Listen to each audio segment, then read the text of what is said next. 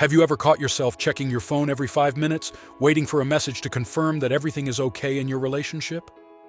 Or perhaps found yourself lost in thought, analyzing every detail of a conversation, trying to decipher what was really said?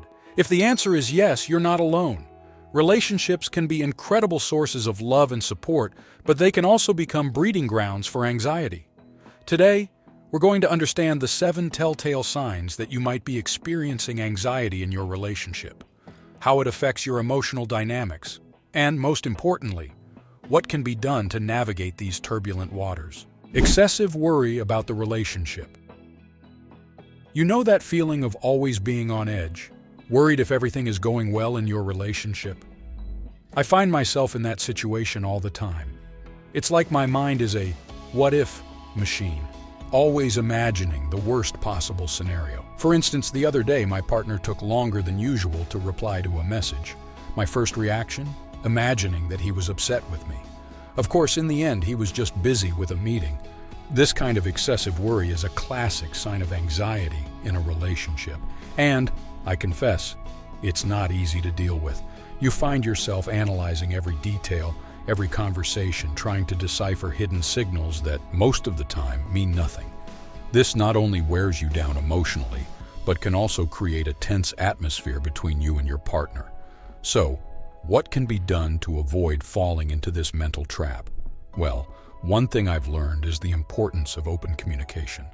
Instead of making up stories in my head, I try to talk and express my concerns. It's not easy, but it helps a lot. Speaking of concerns, have you ever noticed how sometimes we're constantly seeking reassurance from our partner that everything is okay? This leads me to my next point, the need for constant reassurance. Shall we talk about that? The need for constant reassurance. The need for constant reassurance. This reminds me of when I always asked my partner to tell me they loved me, you know? It wasn't just once or twice, but several times a day. And it didn't stop there. I wanted to hear that everything was okay between us, that they were happy. Sometimes I even interpreted the lack of these reassurances as a sign that something wasn't right. It was as if, without these constant words or gestures, my security in the relationship would just vanish. But here's what I realized. This incessant search for reassurance came from my own insecurity. It had nothing to do with my partner's love or dedication. And, truth be told, it put a huge pressure on them and on our relationship. I was so focused on hearing those words that I forgot to notice the countless other ways they showed their love and commitment. I learned that part of building a healthy relationship is finding security in yourself and in your partner's daily actions, not just in words. This made me understand the importance of balance and trust, both in myself and in my partner.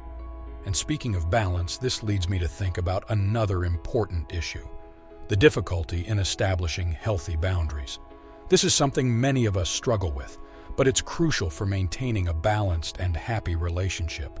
The difficulty in establishing healthy boundaries. Establishing healthy boundaries has always been a challenge for me. I found myself constantly saying yes to things that deep down I didn't want to do, just to keep the peace or for fear of displeasing my partner. Whether it was spending every free moment together or sharing social media passwords, I didn't know how to say no. And believe me, this can be exhausting.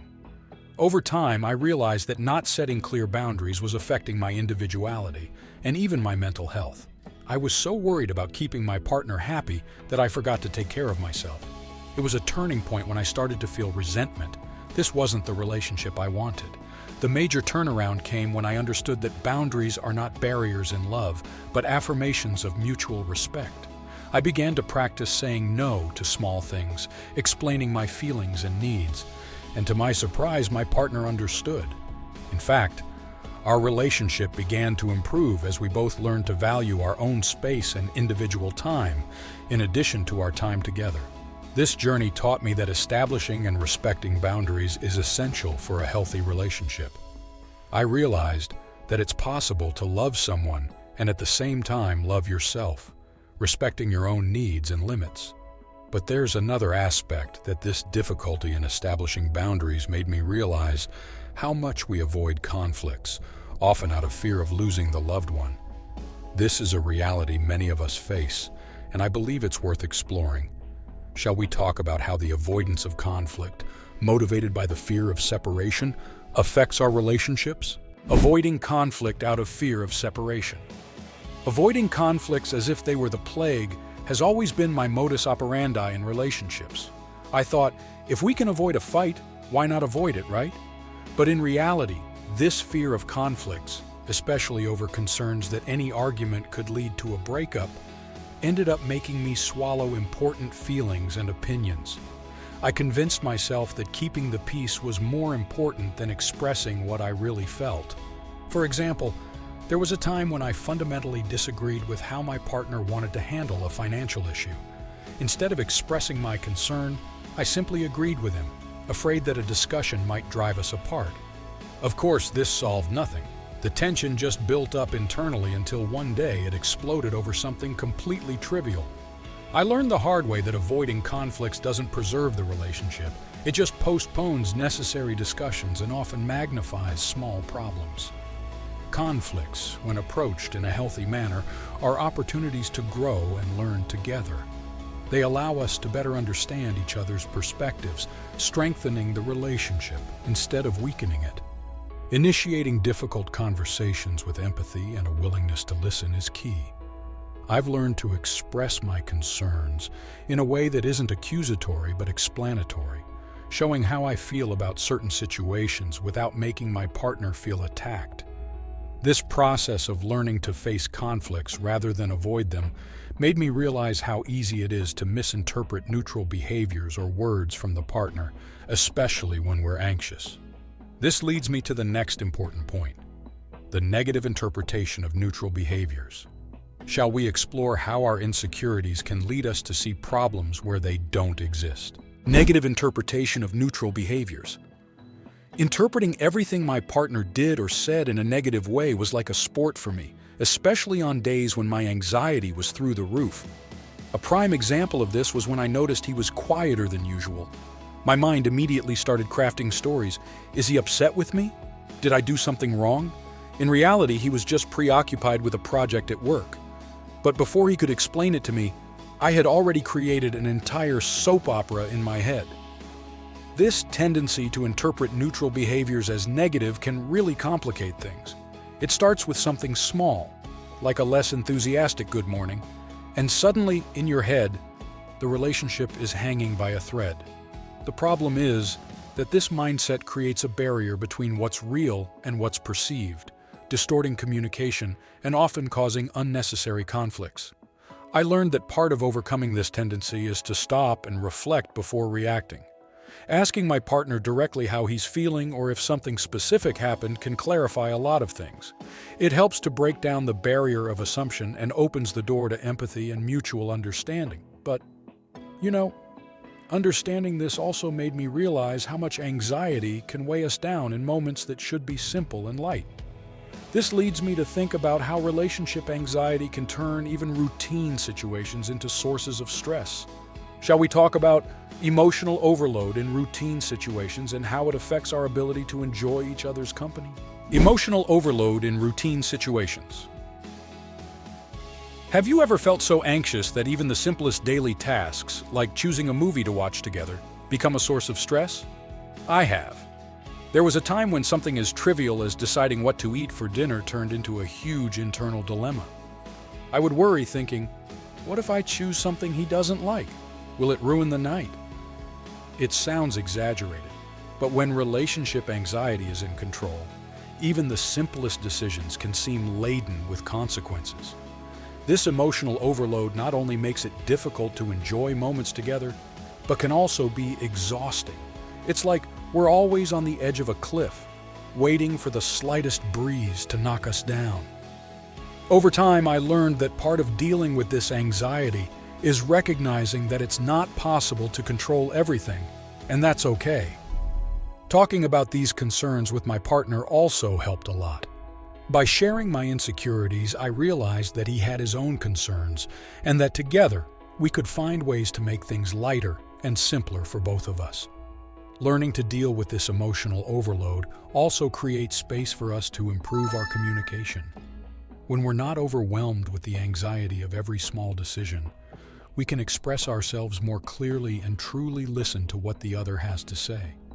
This makes me reflect on how much the difficulty of communication and expression of feelings can be amplified by relationship anxiety. Shall we explore how these communicative challenges affect our connection and what we can do to improve it?